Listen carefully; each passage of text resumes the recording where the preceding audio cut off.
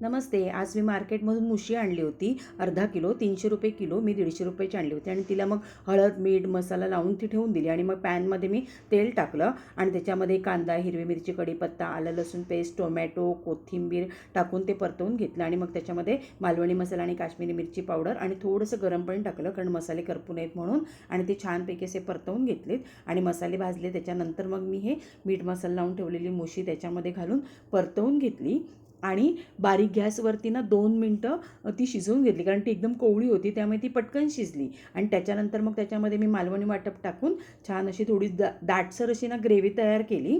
आणि हे करता करताच मला माझ्या बाबांची खूप आठवण आली, कारण माझे बाबा ना लहानपणी खूप मोठी म्हणजे 1.5-2 किलोची मुशी आणायची. आम्ही खूप माणसं होतो ना, आणि खूप भारी लागायची. आणि अशा प्रकारे ही मुशी मी तयार करून घेतली आणि त्याच्यासोबतच मी मांदेलीचं सार केलं होतं आणि मांदेली फ्राय पण केली होती. थँक्यू.